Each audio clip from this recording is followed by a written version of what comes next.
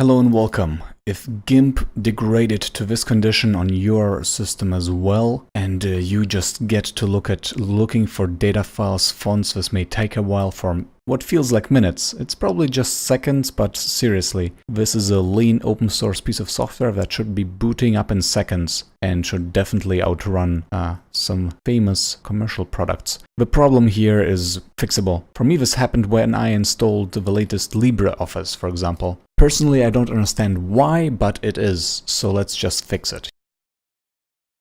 Here's GIMP. We need to get these numbers down of loading time. Thankfully, the solution is rather easy. On Windows, go to this path, c/users, your username, then AppData Local and fontconfig. You can enter the address in here. Replace your username with your username. And here the folder called cache, you just shift delete this and confirm. I'm looking at my task manager right now.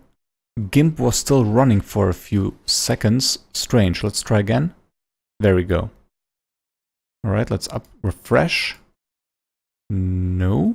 Let's try that again. Alright, here we go.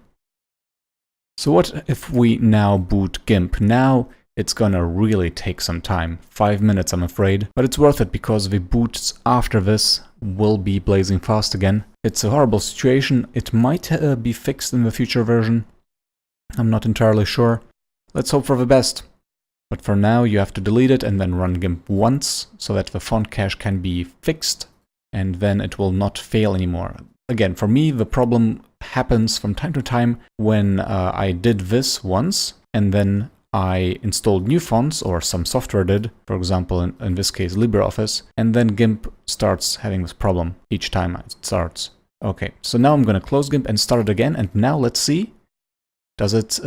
no, it's super fast again, maybe 2 seconds. This takes a huge load off. I know it can be dreadful, you might be dreading this, having to wait for the font cache to update. But just look at this boot time, it is totally worth it. So just do that and you can finally again use GIMP normally.